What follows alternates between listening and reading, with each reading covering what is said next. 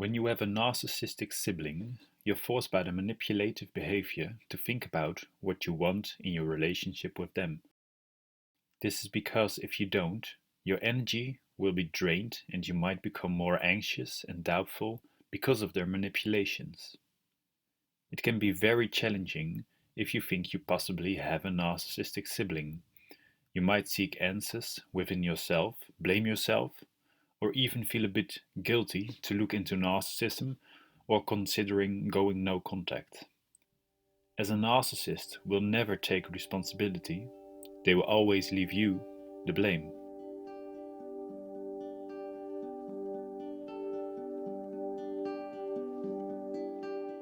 I wrote a long article about the signs of a narcissistic sibling in which you can explore whether your sibling might be a narcissist. As everyone can show narcissistic behavior from time to time, it all depends on the frequency and intensity of the shown narcissistic behavior. Therefore, I focus on the unhealthy behavior shown and the impact it has on you, instead of trying to put a label on someone. Now, when it comes to family and having to deal with a narcissistic family member, it becomes complicated. There could be all kinds of unhealthy family dynamics. The sibling could be the golden child of the family, scapegoat you, or plays the victim all the time. They might find the support from your parents as they are skilled in manipulation, triangulation, and have no boundaries in getting what they want. It can be very heartbreaking. So, how do we possibly deal with a narcissistic sibling? In this video, I will go into 3 options you have to cope with a narcissistic sibling. The best option for you depends on the level of contact you want, your ability to set boundaries, and the extent of manipulative and toxic behavior of your sibling. I've created this overview, which shows the 3 possibilities in the middle. Option 1 below is that you set clear boundaries and rules for interaction with them. Option 2 is that you could minimize contact as much as possible using only non-emotional or grey rock behavior and create emotional detachment. And option 3 at the top is to go full no contact. As narcissism is a spectrum disorder, you have to think about what's the best solution in your specific situation. So, looking at your sibling, the question is how toxic and manipulative their behavior is. Think about this and recognize the situation for what it is.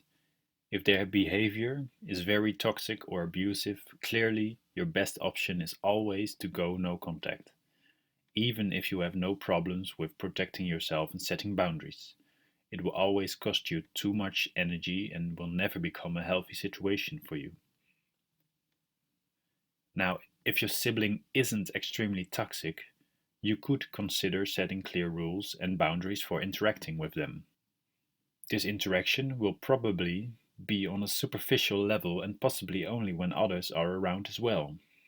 They might want to benefit from keeping up a good appearance, which you could use to have a form of superficial interaction with them. You could try this if you're able to set rules and communicate clearly and assertively towards them. This is more likely to succeed if you're extroverted. You must be able to handle some conflict and walk away after stating a boundary. When you choose to try this option, you tell them about your boundaries and possible deal breakers. You explain to them what behavior will be deal breakers and will cause you to walk away and not be present around them.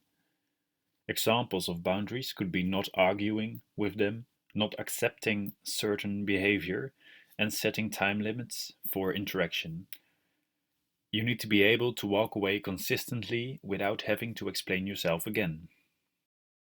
You could emphasize to them that you appreciate people that respect your boundaries.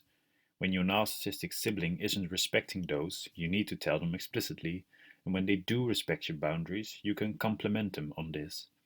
It's a form of rewarding your sibling with validation and appreciation when they do respect your boundaries.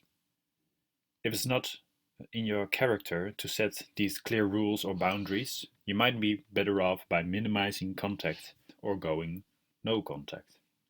You could possibly learn to become better in setting boundaries, which will always be useful, but it will take time to learn and cost you energy. The second option in the middle is minimizing contact and using the grey rock method when interacting with your sibling. This will mostly only be useful as a temporary option and is not a long-term solution. It might be useful if you don't have contact frequently or need to create some emotional distance before going full no contact. You can learn more about the Grey Rock method and its usefulness and risks in my article found in the subscription below. Mostly, the best option for your energy is to go no contact. You free yourself from this disturbed and negative energy and focus on yourself and the positive and kind people in your environment.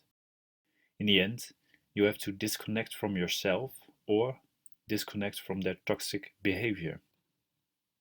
When having an unhealthy family dynamic, going no contact could mean you go no contact from your family as well. Your parents could be gaslighted by the sibling and claim you're too sensitive. They might enable the narcissistic behavior of your sibling. The decision of no contact in order to protect yourself will save your life. Clearly, it's devastating and you have to grieve your loss. Know that you are not losing a family, you are choosing your sanity and saving yourself. To conclude, it all depends on what you want from the relationship with your sibling, how manipulative they are, and your ability to protect your energy. Know and recognize that you have a choice.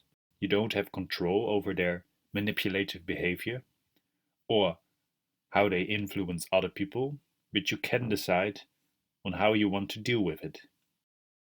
You can read more on this topic in my article, which you can find in the subscription below. I hope this video is helpful to you and maybe helps you in your decision. Let me know and I wish you strength.